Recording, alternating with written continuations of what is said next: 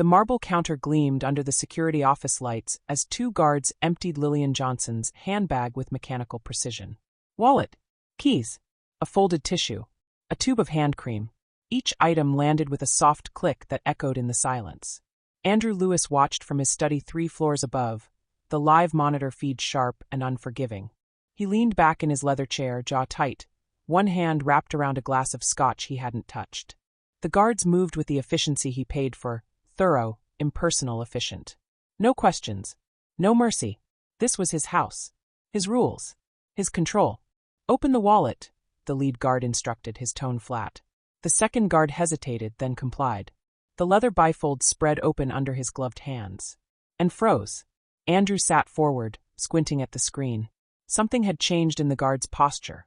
A stiffness, a sudden stillness that didn't belong. The man's fingers hovered over something inside the wallet, something small and official. A badge. A seal. The lead guard leaned in, his face draining of color. Lillian's voice cut through the tension, calm and unwavering. You'll want to call Mr. Lewis now. And you'll want to use my name correctly. It's Ms. Johnson, not the maid. Andrew's pulse quickened. His thumb hovered over the intercom button. Then the baby monitor crackled to life on his desk. A sound he had never heard before filled his study. Soft, trembling, impossibly fragile. Ma! Ma! The scotch glass slipped from his hand and shattered on the floor. Welcome to today's story. I will love to know where you are watching from. Remember to like, subscribe and comment as we watch this intriguing story. 3 floors above, in the sunlit playroom, Lillian knelt on the polished wooden floor with her arms open wide. The triplets stood before her, James, Joseph, and Jeremy, wobbling on unsteady legs, their matching green shirts rumpled from effort. Behind them, 3 wheelchairs sat abandoned against the wall, wheels still, shadows stretching across family photos that lined the shelves. That's it, James, Lillian whispered, her voice steady as a heartbeat. One more step, baby. You can do it. James took a shaky step forward. His brothers followed, their small hands reaching toward her. Joseph's face scrunched with concentration. Jeremy's eyes locked on Lillian's smile. In the corner of the room, a red light blinked on a hidden camera. Below it, white letters glowed live. Rec. The viewer count ticked upward. 127, 134, 148. Someone was watching. Someone was recording. The door burst open. Andrew stood in the doorway, chest heaving, shards of glass still clinging to his shoes. His eyes swept the impossible scene before him. His sons on their feet, moving forward without assistance, reaching for a woman he'd hired 6 weeks ago. Not reaching for him. Duh, James whispered, the sound barely formed. His leg gave out, and Lillian caught him gently, lowering him to the floor with practiced care. Andrew's world tilted. 3 years. 3 years of doctors who promised nothing, therapists who documented failure, specialists who spoke in careful probabilities. 3 years of silence and stillness and wheelchairs that became permanent fixtures. And now this. His gaze snapped to the camera in the corner. The red light blinked steadily. His blood turned cold. Who authorized that feed? His voice came out raw. Lillian looked up at him, still cradling James. I didn't. But someone knew this moment was coming. Downstairs, in the security office, the lead guard still held Lillian's ID. The official seal glinted under the harsh lights. Department of Health Services Special Investigations Division. The viewer count hit 289. What would you do if someone was deliberately keeping your children from reaching their full potential? Drop a comment below. This story is just getting started. Andrew stepped into the playroom, his shoes crunching against a forgotten toy. The triplets turned toward him, but their attention slid back to Lillian almost immediately. Joseph leaned against her shoulder. Jeremy's small hand gripped her sleeve. They trusted her. They didn't trust him. The realization burned worse than any business loss he'd ever suffered. Explain, Andrew said, his voice tight. Explain what just happened. Explain that ID. Explain everything. Lillian rose slowly, keeping the boys within reach. Your sons were never hopeless, Mr. Lewis. They were managed. Managed. Kept dependent. Kept quiet. Kept profitable. She met his gaze without flinching. This house feels like a hospital ward because someone wanted it that way. Controlled environment. Documented failures. Predictable outcomes. Andrew's hands clenched. You're saying someone deliberately. I'm saying I've been investigating pediatric care fraud for 2 years. Your sons fit a pattern. Delayed intervention. Altered therapy logs. Medications that suppress rather than support. She glanced at the boys, her voice softening. They respond to trust, Mr. Lewis. Not sterile routine. Not surveillance. Trust. Before Andrew could respond, his phone buzzed. A text from an unknown number. Stop digging, or you'll lose more than control. You'll lose them. His jaw tightened. He showed Lillian the screen. She didn't look surprised. It's already started. Andrew moved to the camera, reaching for the power cord. His head of security, Marcus, appeared in the doorway, tablet in hand. Sir, that feed, it's not ours. Someone piggybacked our system. The clip's already been downloaded. 47 shares in the last 10 minutes. Shut it down. All of it. Working on it, but sir, Marcus hesitated. The clip's clean. No edits. Just the boys walking. People are calling it a miracle. Andrew's chest tightened. A miracle meant attention. Attention meant questions. Questions meant exposure. On the floor, Jeremy began to tremble. His small body shook with fatigue, muscles unaccustomed to the effort. Lillian knelt immediately, her hands steady on his shoulders. Breathe with me, Jeremy. In and out. That's it. Joseph's breathing quickened in sympathy. James pressed closer to Lillian's side.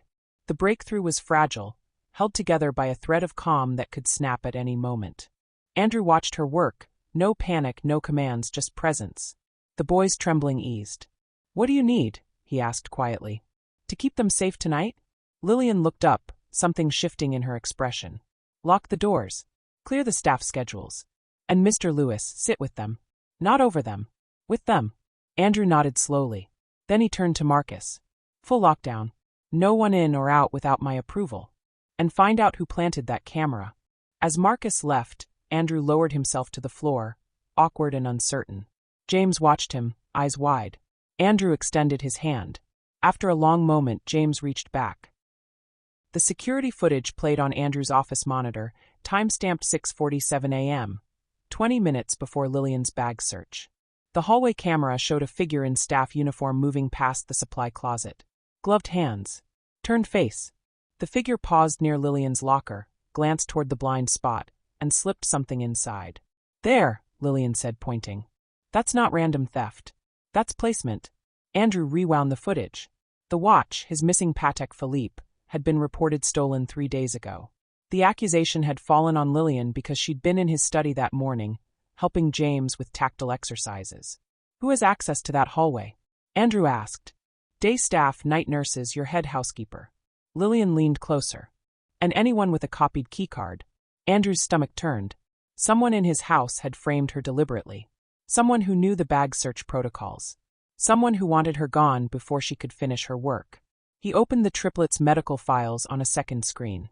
Lillian had requested access 2 days ago, and he'd finally granted it this morning. Now she scrolled through therapy logs, her finger tracing discrepancies. Look, May 14th, session logged as completed, but the therapist was on vacation. June 3rd, medication dosage increased without physician approval. July 9th, she stopped. Someone erased video from that day. Just that day. Andrew's hands went cold. What happened July 9th? According to the nurse's note, nothing. But there's a gap in the schedule, 2 hours unaccounted for. And look at this signature. She pointed to a physician's authorization. Dr. Reeves. But Dr. Reeves retired 8 months ago. Before Andrew could respond, his assistant appeared at the door. Sir, there's a call. MedTech Solutions. They say it's urgent. Andrew took the call on speaker. A smooth voice filled the room. Mr. Lewis, I'm David Hartwell from MedTech Solutions. We've seen the footage of your sons. Remarkable progress. We'd like to offer our full support, cutting-edge treatment, media coordination, exclusive partnership. We can turn this miracle into a message of hope. What's the cost? Andrew asked. Simply exclusive rights to document the journey. Filming access, treatment protocols, and a non-disclosure agreement regarding prior care providers. We'll handle everything. Lillian's eyes narrowed. You'll handle silencing the investigation too, I assume? Silence on the line. Then, colder. We prefer cooperation over complications, Ms. Johnson. Andrew ended the call. His pulse hammered. That evening, during Lillian's routine with the boys, James reached for a toy truck and whispered, Go. One word. Imperfect but intentional. Lillian smiled. Yes, baby. Go. Andrew watched from the doorway, and for the first time, he wondered if control had been his greatest mistake. Later, alone in his study, he found the file Lillian had flagged, a contract from St. Catherine's Hospital, dated 3 years ago. The night of the triplets' birth. His signature sat at the bottom, next to a clause he didn't remember reading. Exclusive partnership for neonatal outcomes documentation and long-term care coordination. His sons had been signed into a system before they'd taken their first breath.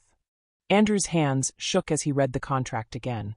3 years dissolved into a single night.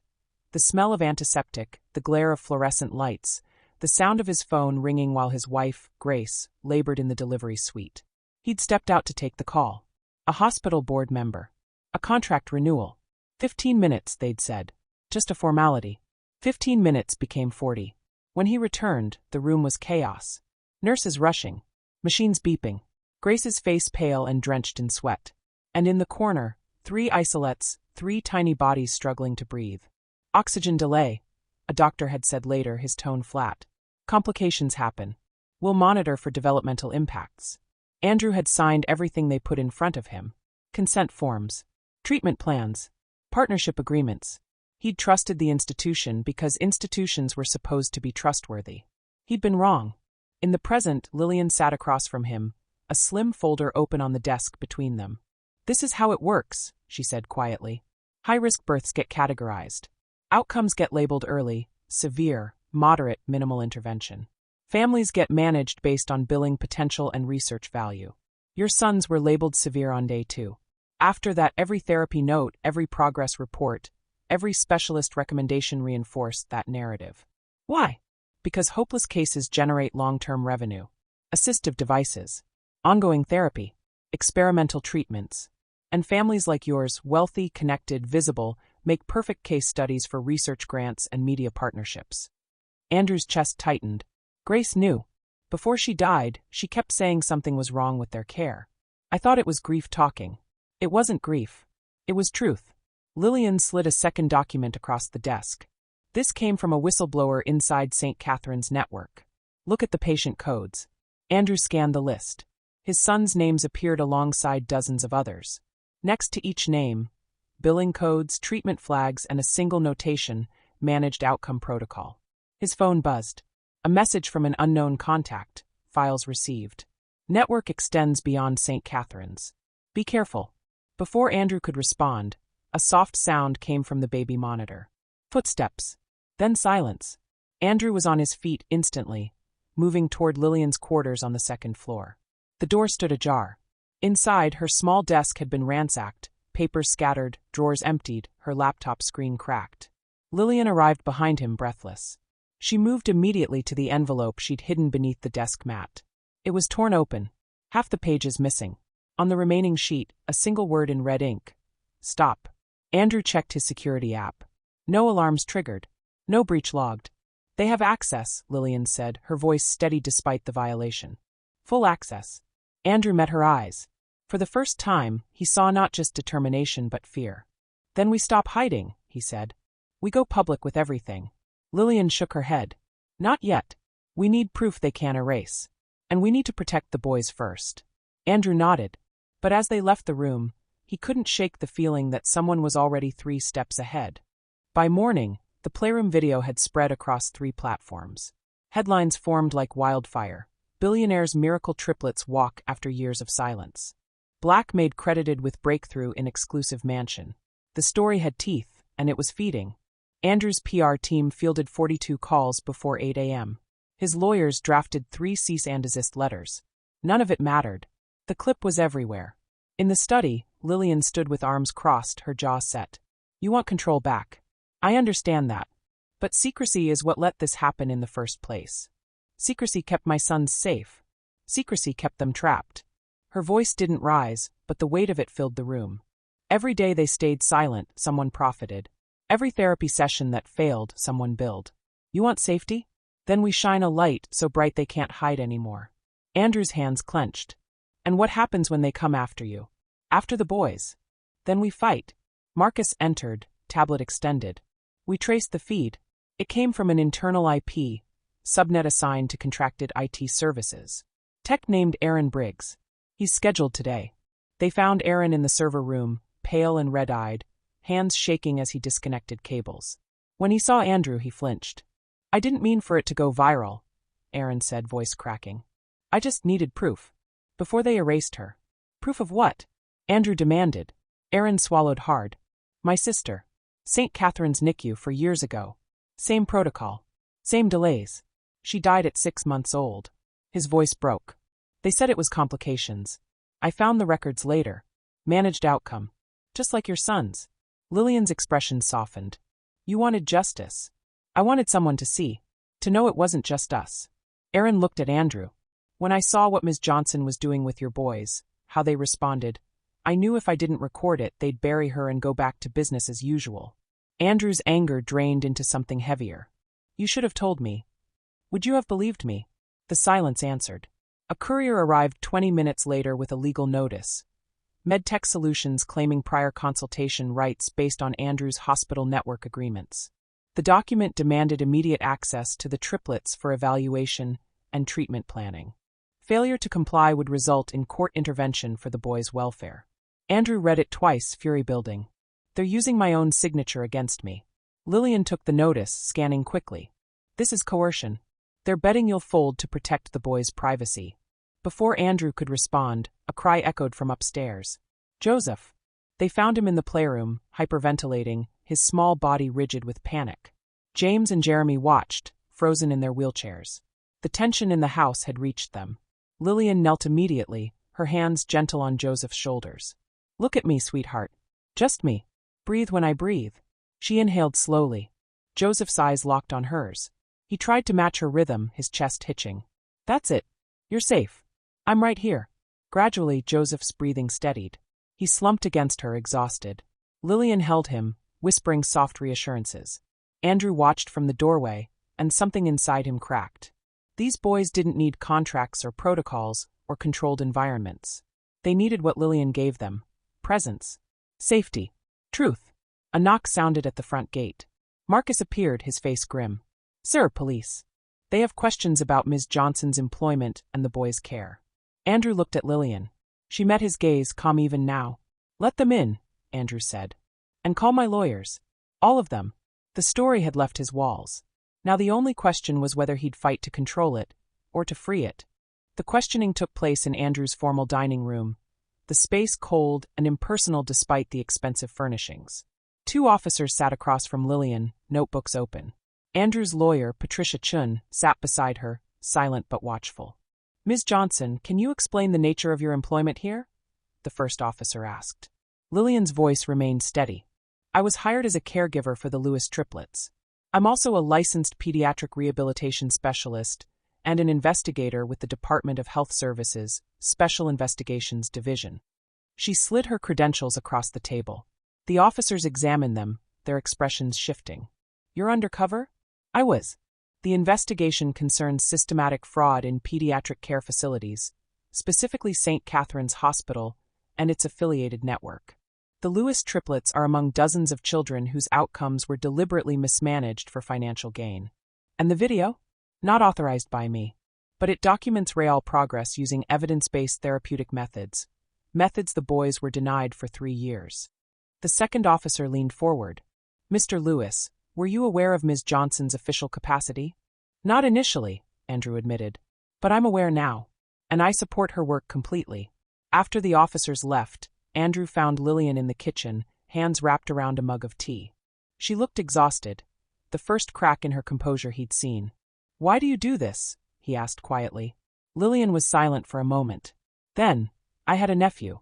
Born premature, developmental delays. His mother, my sister, trusted the doctors completely. When he stopped progressing, they said it was inevitable. Severe limitations. Prepare for permanent care. What happened? I started asking questions. Found a therapist outside the network. Within 6 months, he was walking, talking, thriving." She set down the mug. "But my sister spent 2 years believing her son was hopeless.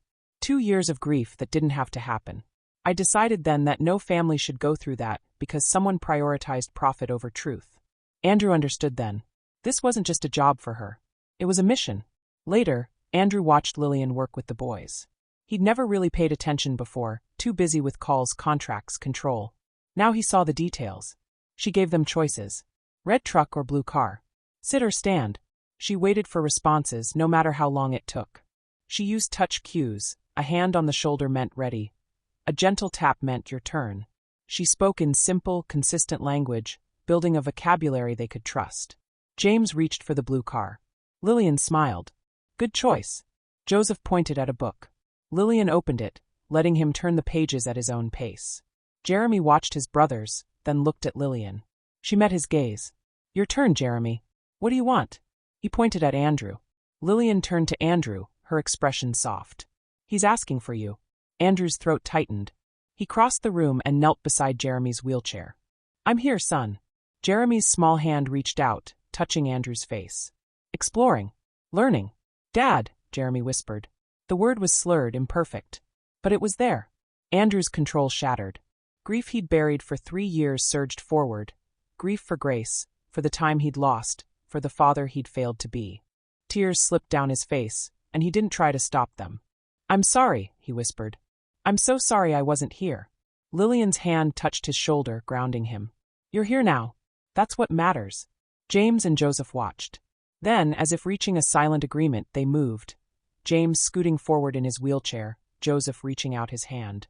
Andrew pulled them close, all 3 boys in his arms, and let himself break completely.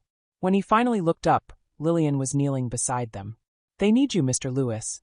Not your money. Not your control. You. Andrew, he said hoarsely. My name is Andrew. She smiled. They need you, Andrew. Will you help me, he asked.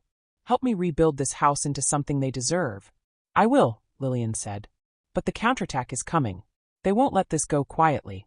Andrew nodded, wiping his face. Then we fight together. Behind them, the sun streamed through the windows, illuminating the polished floor. The wheelchairs sat nearby, but the boys were here, present, reaching. It wasn't a miracle. It was work, truth, and trust. And it was just beginning. The smear campaign launched at dawn. Anonymous sources claimed Lillian had a history of fraud, that she'd manipulated vulnerable families, that the video was staged for personal gain. The stories spread across tabloid sites and social media, each one more vicious than the last. By noon, Child Protective Services arrived at the gate. We've received complaints about the children's welfare, the caseworker explained, her tone apologetic but firm. We need to conduct an evaluation. Andrew's jaw tightened. This is retaliation. Perhaps. But we still have to follow protocol. The evaluation took 2 hours. The caseworker observed the boys, reviewed medical records, and interviewed staff. Lillian remained calm throughout, answering every question with precision. When it was over, the caseworker closed her notebook. I see no evidence of neglect or harm. The children appear healthy and well cared for. She paused. But Mr. Lewis, someone wants to make this difficult for you. Be prepared. That afternoon, MedTech Solutions lawyers returned with a new offer. David Hartwell himself appeared on video call, his expression smooth and calculated. Andrew, let's be reasonable. Sign over exclusive treatment rights, issue a statement supporting our protocols, and we'll make the scandal disappear. Ms. Johnson can be quietly reassigned, and your family's privacy will be protected. And if I refuse, then we'll pursue every legal avenue available. Welfare investigations. Court petitions. We have documentation of prior agreements that support our claim to treatment oversight. Hartwell's smile didn't reach his eyes. You're a businessman. You understand leverage. Andrew leaned forward. I understand coercion. And I understand that you're terrified of what Lillian's uncovered. He ended the call. That evening, Andrew confronted Marcus and his head nurse, Elena, in his office. One of you has been feeding information to MedTech. Who planted that watch? Marcus met his gaze evenly. Not me, sir. But I've had suspicions about Elena's reporting protocols. Elena's face went pale. I was following hospital network guidelines. They said it was for the boys' benefit, coordinated care, consistent documentation. Coordinated suppression, Lillian corrected from the doorway. You were filing reports directly to St. Catherine's Oversight Board, weren't you? Elena nodded miserably. They said it was standard procedure. It was surveillance, Andrew said coldly. You're fired. Effective immediately. As Elena left, Andrew turned to Marcus. I need someone I can trust. You have me, sir. And you have Ms. Johnson. At midnight, James began to seize. His small body convulsed, eyes rolling back. Lillian moved instantly, turning him on his side, protecting his head, her voice steady even as adrenaline flooded the room. Andrew, call 911. Now. Andrew's hands shook as he dialed. The operator's voice seemed distant, muffled by the roar of his own heartbeat. Lillian stayed focused. "James, I'm right here. You're safe. Just breathe." The seizure lasted 90 seconds, an eternity compressed into motion and terror. When it ended, James lay limp, exhausted, his breathing shallow. The paramedics arrived within minutes. As they stabilized James, Lillian explained his medical history, the recent progress, the stress factors. She was clinical, precise, protective. At the hospital, doctors ran tests. Stress-induced, they concluded. The breakthrough had taxed his system, and the emotional turbulence in the house had pushed him over the edge. Andrew sat beside James's bed, holding his son's small hand. "This is my fault." "No," Lillian said firmly. "This is their fault. The people who put him in that position to begin with. Don't take their guilt on yourself." Andrew's phone buzzed. "Patricia Russell. Emergency hearing scheduled for tomorrow morning. They're filing for medical oversight pending investigation. Be ready." Andrew looked at Lillian. "They're trying to take them. They won't succeed," Lillian said. "Not if we tell the truth." But as Andrew watched his son sleep, monitors beeping softly, he wondered if the truth would be enough. The courtroom battle is next. Will Andrew fight for his sons or cave to the pressure? Like if you're rooting for justice, and share if you think every parent deserves to know the truth about their child's care. The courtroom was smaller than Andrew expected, but the tension filled every corner. Judge Catherine Morrison presided, her expression neutral as lawyers filed in. MedTech Solutions' legal team occupied one side, polished and confident. Andrew, Lillian, and Patricia sat opposite, with Marcus and Aaron Briggs seated behind them. The gallery was packed, reporters, advocates, curious observers drawn by the viral story. Judge Morrison called the room to order. "This is an emergency hearing regarding the care and welfare of James, Joseph, and Jeremy Lewis. MedTech Solutions has petitioned for temporary medical oversight. Mr. Lewis opposes. Let's proceed." MedTech's lead attorney stood. "Your Honor, our concern is simple. The Lewis triplets have been subject to unverified treatment methods by an individual whose credentials, while legitimate, do not justify the risks taken. The viral video shows children with severe disabilities performing actions that contradict years of medical documentation. We believe proper oversight is necessary to ensure their safety." "Your Honor," Patricia countered, "MedTech Solutions has no legal standing here. Their involvement is based on expired consultation agreements and financial interest, not the children's welfare." Judge Morrison turned to Lillian. "Ms. Johnson, please explain your methods." Lillian stood composed. "Your Honor, I use evidence-based pediatric rehabilitation techniques, consistent language modeling, choice-based engagement, tactile cueing, and environmental modification to reduce stress. The triplets were not hopeless. They were suppressed by a system that prioritized billing continuity over actual progress." She presented documentation, altered therapy logs, medication inconsistencies, the gap in Dr. Reeves' authorization, and the damning patient code list from St. Catherine's network. These children spent 3 years in a managed outcome protocol.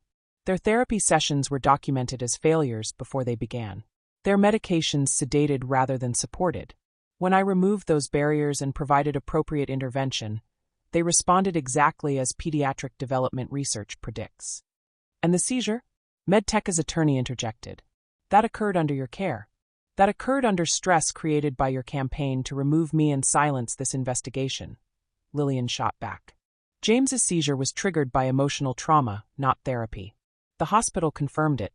Judge Morrison raised a hand. "Ms. Johnson, what is your official capacity in this matter?" "I'm an investigator with Health Services Special Investigations, assigned to examine systemic fraud in the St. Catherine's network. The Lewis triplets are one of 47 cases showing the same pattern." A murmur rippled through the gallery.